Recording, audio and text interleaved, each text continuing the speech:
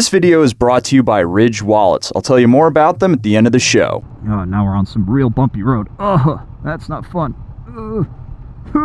This bike feels either A, very gutless around town, or B, deceptively fast. This is a torque first parallel twin. It only revs out to about 9,000 RPM. So it should have good torque, but it doesn't. It's really weird. It's pretty good. It's pretty good. It's like right in the middle of the road. What's going on, everybody? Welcome back to another episode of the Beginner Bike Giveaway Series. The star of the show today is the CBR500R. Now, for those of you who have seen one of my Living With videos before, you know what's going on. But if you haven't, I'll be living with the CBR500R for about the next week or so. Giving you some of my real raw first impressions. I'll be tweaking the bike a little bit, doing all the stuff that you would do as if you were an owner. And if you want to be the next owner of this motorcycle, click that link down below, go to yammienoob.co and get yourself signed up. You get access to our Discord server, a whole bunch of extra goodies like exclusive live streams, but most importantly, you'll get access to win this bike, which is pretty cool. Now let's head out on the road for my first impression ride. Now you'll notice we're getting ready to pull onto the highway here because I wanted to get this segment done now and just get it out of the way because I'm really sick of saying it. These little bikes can absolutely do highway speed. As you can see, the CBR500R, no troubles, just puttering along here in 6th gear at about 60 miles an hour.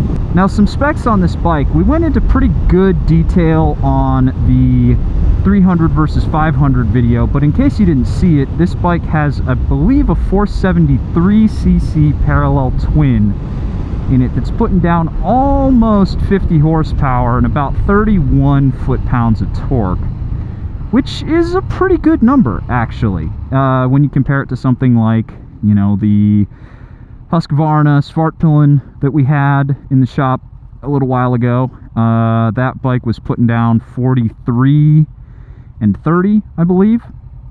So it's kind of on par. However, this bike is a little bit heavier at 424-ish pounds wet and ready to ride. And to be honest, you really do feel that weight going back and forth between these different little bikes. However, what I will give this bike is it is very comfortable for a guy my size. The ergonomics package is basically the same as my VFR used to be.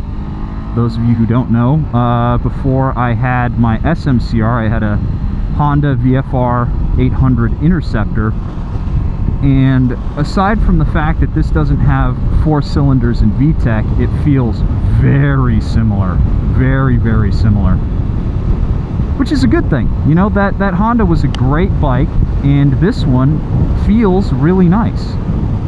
There are some budget parts on here that I'm clocking, like this doesn't look very good. It's a little neat. But you know what? For a beginner bike, I think it's good.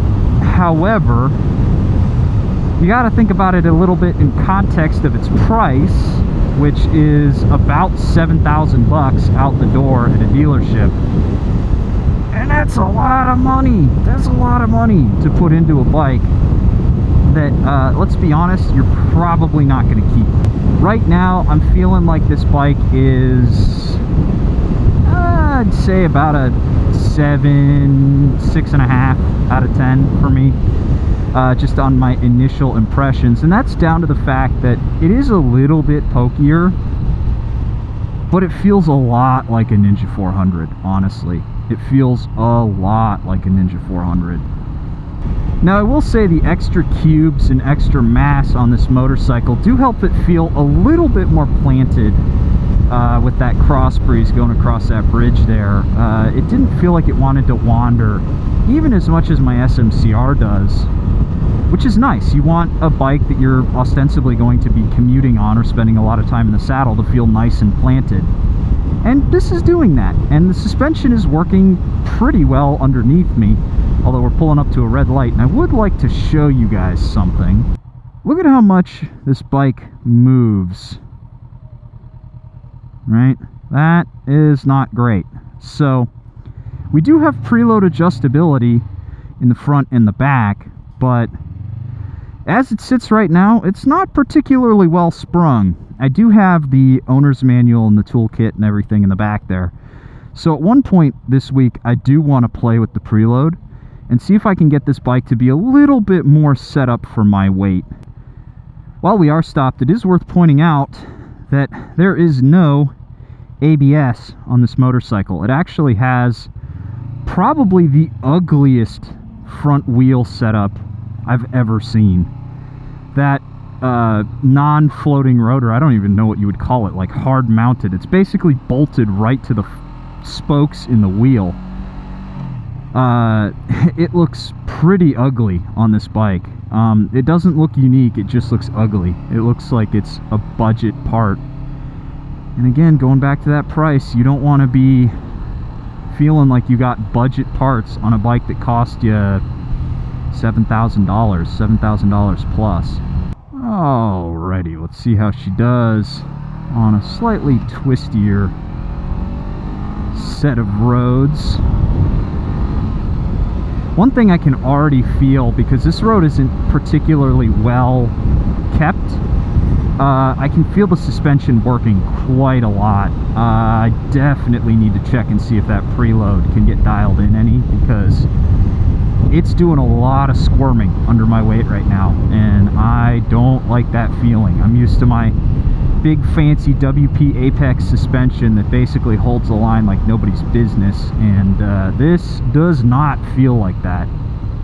However, what I do love is how wide these handlebars are. Thanks to these slugs on the end, which help eat out some of the vibration, I can actually grab on to the slugs and hold the bars really nice and wide, which is the way that I prefer to ride. I like having a nice wide stance, and I've left my blinker on this whole time. Great. I like a nice wide stance, and this gives it to me. It makes me feel, you know, kind of muscly, a little bit more in control. It allows me to lean a little bit with the top half of my body. Feels all right. While we're stuck behind this car, it is worth pointing out that the mirrors, while they are really nice and crystal clear, and they don't really vibrate all that much, which is awesome, they suck. They're in the wrong spot. I'm not sure if you guys can see, but all I get when I look through these mirrors, and no matter how I adjust them, all I see is my wrist and my forearm. There's no way for me to get around it. And while you're riding, these are quite a reach to get to move around. So they're really hard to adjust, and they don't show you what you want to see. And there's not really a whole lot you could do about that, honestly. You could get mirror wideners. Mirror wideners are going to make this a little ugly, and bar ends would get rid of this, which I like. The mirrors are basically just all wrong on this bike. Oh, now we're on some real bumpy road. Ugh, that's not fun. Ugh. Ugh. It's not like I'm bottoming it out or anything, but the bike just wallows and shimmies and shakes all the way through all these bumps. I definitely need to see if I can't address the preloads, just slightly increase it in the back and the front, because my God, was that not nice. So here we have one of the biggest hills on this route, and it's always kind of fun to see what a motorcycle does when it's dragging my big ass up one of these hills. Oh, totally fine. Doesn't feel like it's struggling. Doesn't feel like I have to wind it out too much. Good job, little CB. So I really do think once I get the suspension dialed in a little bit, it'll feel a lot better. In fact, why don't we cut over to that right now? Alrighty guys, so back here in the shop, we are taking a look at the preload on this motorcycle. We just need to turn this a certain number of turns, and then we gotta adjust the shock back here. And hopefully that'll improve the ride a lot for a guy my size. Obviously, the current setup feeling kind of like a 1980s Caprice Classic is not what you want out of a sport bike. So let's check out the toolkit and get to work on this suspension. Okay guys, so I actually pulled the toolkit right out of the back of the motorcycle, and literally this was all that was in it. It had this little case, this little Allen key, whatever the hell this thing is, and then it had some foam. So you're really not going to get too much out of the toolkit, which sucks because there's no preload spanner, none of that. You actually have to have that already. And mercifully, the Z650 has a preload spanner in it, so we're going to be using that one. My one from the KTM is a little bit different.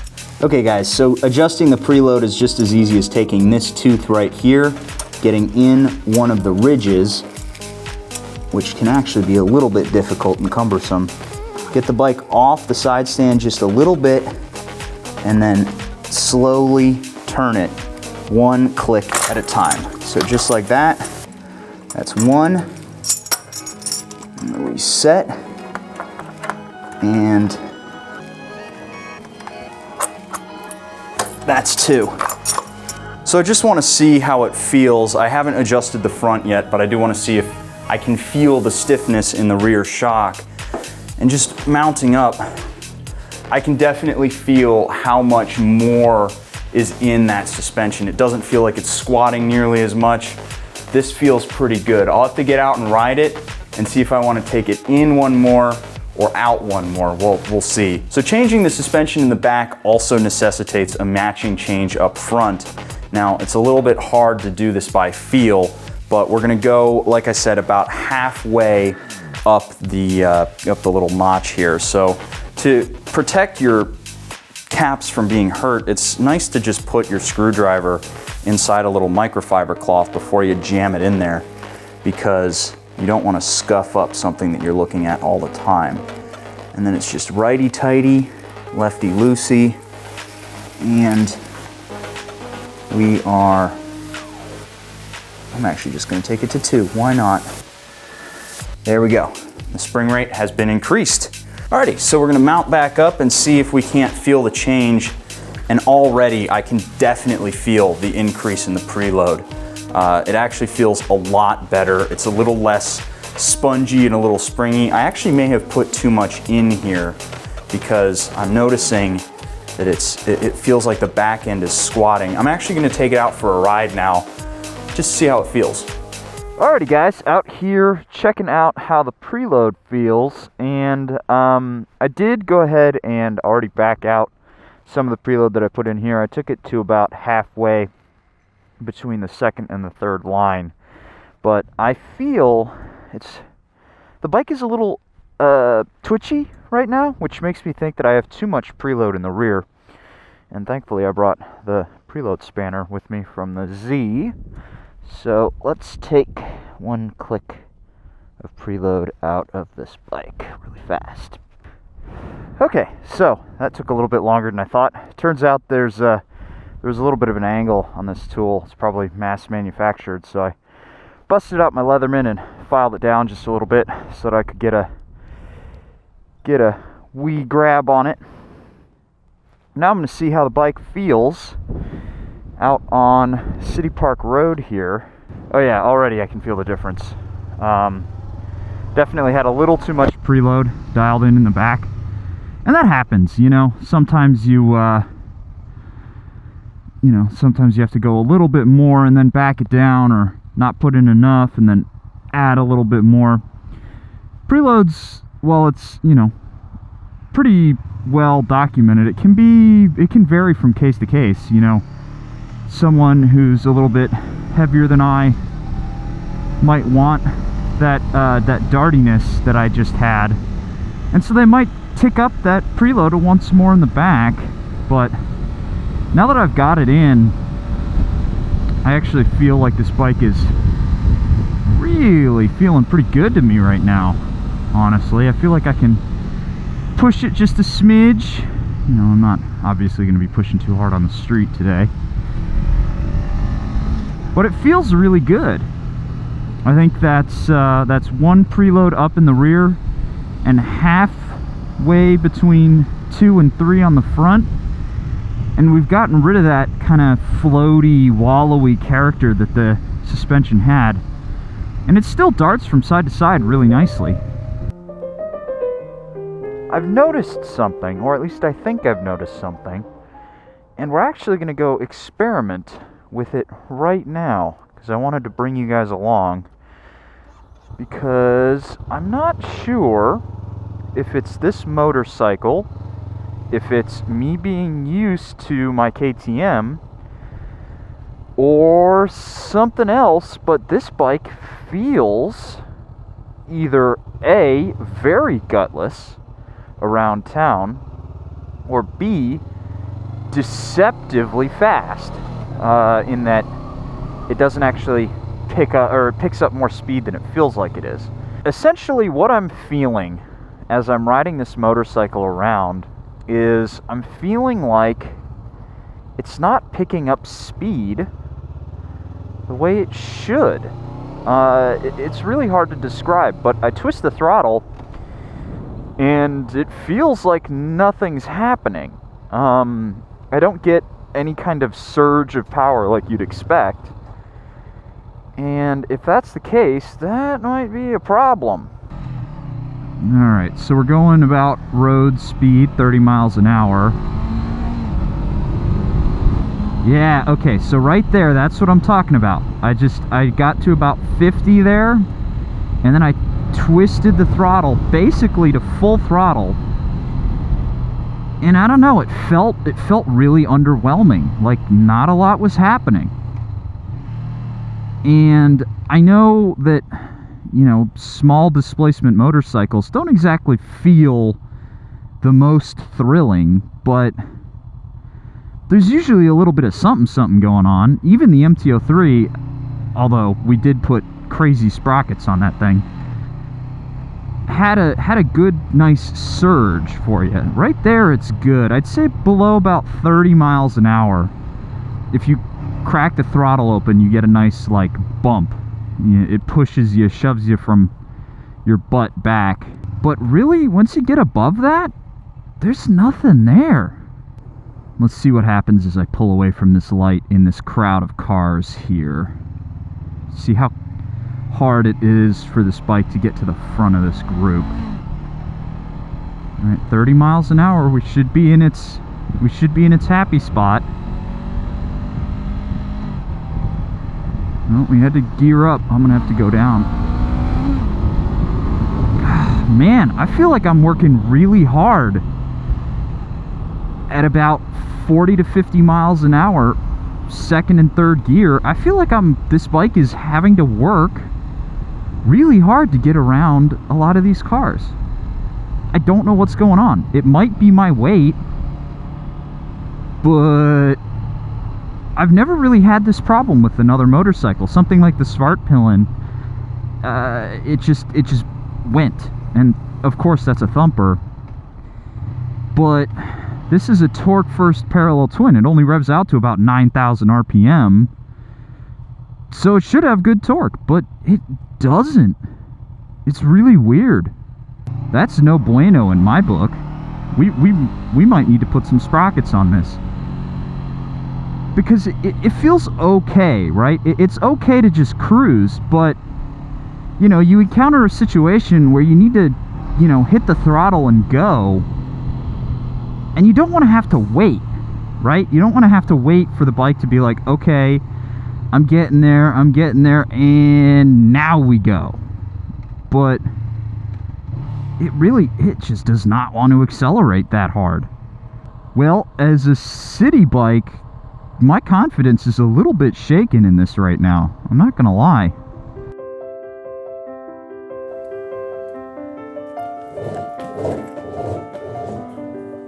Okay, so we're in the garage again. I figured it'd be nice to break up some of the riding footage with a little Q&A session with our Discord boys. I asked them to give me some questions, and I'm gonna go ahead and answer as many of them as I can in a nice, compact little segment here. So let's dive right in. First one today comes to us from Stormy Grizzly, and he asks, I know all small bikes are livable on the highway, but is the CBR strong enough for higher speed passing and get the hell out of danger maneuvers? Now, I covered this a little bit earlier, but I do believe it's fine on the highway. You can pass cars just fine, but in the city, we saw that there was a little bit of issue there. I think with a new gear and sprocket setup, you can improve it a little bit, but there are other bikes that I think are a little bit better, to be honest. Moving on, we got Boss2688 asking, Spite, why is the Sportster better in every way and by how much? And I think you were intending to be facetious there, but I actually do like the Sportster better than this motorcycle. It just feels a little bit more substantial. This is a lot of plastic. It feels a little bit more like a toy than the Sportster does, to be honest. This does feel better to ride. It's not nearly as shaky and nearly as vibrational, but I do prefer the Sportster, to be honest. Next we have Jaded Calamari. What does it sound like when you pin the throttle to the rev limiter? Well, it sounds like a lawnmower because it's a parallel twin. And a follow-up from Jaded Calamari, serious question, albeit sarcastic. If you rebranded the Honda with Cowie stickers, would anyone know the difference? Actually, yes. This bike looks very much like the bigger CBR500R and CBR1000R. It's a very sharp looking motorcycle and it doesn't look like a Ninja or an R3. You can tell it's a Honda. It looks really good and that's one of the reasons why I like it as much as I do. Next we have Go for Joe. Spite, make sure to include your pro tips for managing your hair while riding different styles of bikes. I just put my helmet on, to be honest. I put a little bit of conditioner in my hair when I take a shower, but that's all that is. West of the Andes asks, we'd love to know the actual gas mileage with a larger rider. Weigh about the same and the MPGs is never accurate for somebody above 120 pounds. Well, I've been getting about 45 to 50 miles a gallon with this bike, which is pretty standard, I'd think. I tend to ride a little bit more heavy-handed than most. I really like to pull away from stops, so that doesn't help. But, you know, 45 to 50 is pretty much right on par. Next up, one from German A2 Boy. How do the fairings protect from wind and weather? Also, the hoonability compared to the Ninja 400. Well, the fairings don't really do much, to be honest. It feels like riding a naked bike with a little bit of a windscreen. It's because you're so upright on the motorcycle, you still get a lot of wind blast in the chest. And then hoonability, this bike doesn't really love to be hooned on. It doesn't really like to pick the front wheel up. It doesn't like to do silly things. The best thing it does, though, because it doesn't have ABS, is it allows me to skid the rear tire when I'm coming into a stop. That's always a lot of fun. Angel Crisis asks, what 3 mods would be the first you make to this bike and would address the weak aspects of this motorcycle? Well, the first thing I would do is probably get a little bit of an exhaust on there because everyone likes to hear their bike. This bike actually does have some nice little pops and crackles to it, which you don't really hear too much because it's so muffled from the factory. But I think a pipe on here would look better than that big thing down there. Second thing I would do is I would get a different set of sprockets on here. I think something like maybe 3 teeth in the rear, maybe 1 down in the front and 2 up in the rear like we did on the MT-03. I think it would really help this bike feel a lot more pokey. And then last, I'd probably do something about these mirrors. I really don't like where they're set up on the bike. They're a long reach and they don't really show me much, so I'd need to fix those. BLK Bag, Black Bag, asks, how confident do you feel the brakes are compared to similar classed bikes in R3 Ninja 400? The brakes are pretty good. The problem is they don't have ABS on them. So on the front, you need to be a little bit more aware of what's going on because it'll be a little bit easier to slide this out. There is also some adjustability in the lever. That said, they're still beginner bike brakes with beginner bike budget parts on there, so they can be improved with new pads and steel lines and new fluids and all that good stuff. But from the factory, they feel pretty good. Vanilla Schlong, future Ducatista, asks, at Spite, does it feel like a cheap entry-level bike or a nicer intermediate-level bike? Now, to me, this feels like a better Ninja 300 ever so slightly, or Ninja 400 rather, but it certainly doesn't feel as pulled together as something like a 650, right? There's a lot of budget parts on here that you can clock really easily when you're sitting on it. However, I do like the nice fake carbon fiber inlay all over the motorcycle. It does look pulled together, but it certainly doesn't look like a lifer bike to me. Tashin asks, how is the acceleration versus other bikes in the class like the Ninja 400 and R3? Rev happy versus rev stingy? That's hard to say. So it is heavier than other bikes, so it doesn't accelerate nearly as hard. However, I was able to keep up with Yams when we were doing some little stoplight to stoplight stuff when he was on the MT-03, which does have those more aggressive sprockets that we put on there. So it's pretty comparable, I would say. And with that, I wanted to take it out for one last ride, some final impressions, and just wrap things up here.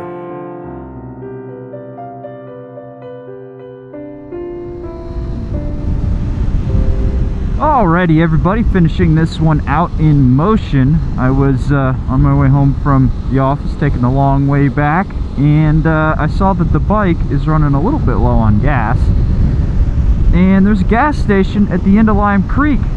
Don't even worry about the fact that I literally just passed one right there. I just wanted an excuse to take this bike down LCR because I wanted to wrap my thoughts up, and I think that's the best place to do it.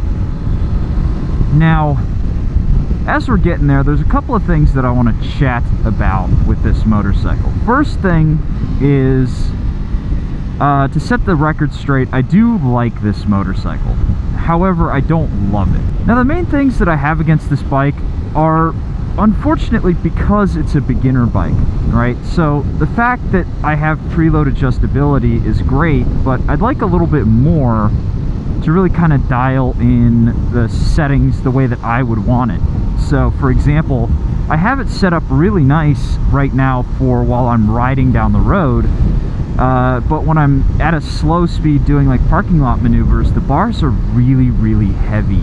I'm sure if I tweaked the preload just a little bit more, I could work it out or find some sort of middle ground, but you really shouldn't have to. I also don't love the engine, to be honest. It's kind of a shame because it's okay. I think it's okay. It has plenty of power to go on the highway, to poodle around downtown, although we saw that, you know, around 50 miles an hour, it kind of peters out. You know, for example, if I hit the gas here in 4th gear, I'm at full throttle right now, and I'm barely catching up to that Kia in front of me. So I don't think this engine's particularly potent, which it's not meant to be, but the thing is it just doesn't produce much torque, which on a motorcycle that's not fast, you'd at least like it to have a little bit more torque because it means it's more playful. And unfortunately, the budget nature of this motorcycle, you know, it doesn't help given the fact that its price is so high. You know, it's about $7,000. But I do want to talk about some of the stuff that I've loved, because I feel like I've been a little bit harsh on this motorcycle. So let's get into an actual proper twisty road and have a little bit of a chat about what I love about this motorcycle. Alrighty, so things that I love about this motorcycle. First and foremost, I actually really like the handling. Now that I've got the preload sorted for while I'm moving down the road, it feels really good. Honestly, I'm having a lot of fun just whipping this thing down a twisty road, and the gearing is pretty darn long, which means that you don't really need to be snicking your way through the gears, although you totally could. And you know, you do kind of have to keep this bike on the boil, but there's power enough for you to have a really good time while you're just goofing around going down a twisty road. And the brakes, well, there aren't ABS on this particular model, and you can get it with ABS. They feel fine. I'm not too worried about locking up that front end or washing out one of the tires. They feel good, and the engine is really easy to rev match, and it's really easy to ride this motorcycle in the way that you think you should be able to ride a sport bike. And in that sense, I think it's actually a really good trainer for how to ride a motorcycle in a, you know, sort of sporting way on the street. Obviously, you don't want to be, you know, going too terribly quick because, you know, the road is unpredictable. But the combination of the package that you get with this motorcycle is fast enough to let you have fun. The suspension is soft enough that you don't really have to worry about bumps while you're doing it. And lastly, it looks drop dead gorgeous. I actually really like, I've grown to love the fake CBR500R and CBR1000R carbon inlay on here. I really like the aggressive look that this motorcycle has. You know, it looks like a grown-up motorcycle. Now, the elephant in the room is this motorcycle's price. You know, we've talked about it before in our 300 versus 500, and I've mentioned it a couple of times in this video and even earlier in this segment. Do I think this motorcycle is worth $7,000 brand new out the door at a dealership? No. I'm sorry, it's just not. It's not good enough to warrant the same price as, you know, DRZ 400 SM or a you know, a cheap 650. You can get an MT-07 for almost $7,000. And this is not MT-07 levels of motorcycle. You can get so much more for your dollar with other motorcycles. However, I really believe that we'll see a lot of these motorcycles come and go in the used marketplace due to the fact that people are going to buy them and be a little bit disappointed, I think, and get rid of them. They'll probably keep it for a season and then be like, oh, next year I'm getting myself my 600RR, or I'm getting my MT-07 or MT-09. Something that's a little bit more fun, a little bit more pokey. And to be honest, I think that's a little bit of a mistake for people to get rid of this motorcycle. But, you know, therein lies the rub, right? You can't buy it because it's so expensive, and you shouldn't get rid of it because it's not really kind of, it's not a disposable motorcycle. So if you can find one used, this is definitely a motorcycle that you could keep for a long, long, long time. You know, it's a Honda. It's going to last forever. It's basically unkillable. Especially with the fact that this engine is so under-stressed. You'll be able to go out and have a really good time with it, even if, you know, you have your big bad MT-10, or you have, you know, down the line when you get yourself a fancy Ducati. You can still keep the CBR500 just to poke around on. So to round things out here, I think I'm going to go ahead and give this motorcycle a completely arbitrary number of 42 out of, I don't know, 73. It's pretty good. It's pretty good. It's like right in the middle of the road. Thanks to Ridge Wallets for supporting this video. They've been a longtime partner for the channel, and it's for a good reason. They make the best minimal everyday carry wallet that money can buy. Forget your big fat leather wallets or rubber bands for your cash wads. This is the way a normal adult carries their money. They make wallets in all kinds of colors in aluminum, titanium, and carbon fiber for all you fancy boys out there. Your bank account might say that you can only afford a Grom, but with a wallet this fancy, it'll look like you can buy a Ducati. They also pack RFID blocking text so some script kiddie can't steal your card info. Right now, fans of the Yam get 10% off your order when you click the link down below and use the code YammieNoob. Thanks again to the Ridge for supporting this video. Click the link down below and support those who support us. Keep watching Yammie Noob. Keep watching Yammie Noob. Keep watching Yammie Noob. Keep watching Yammie Noob. Keep watching Yammie Noob. Keep watching Yammie Noob. Keep watching Yammie Noob. Keep watching Yammie Noob.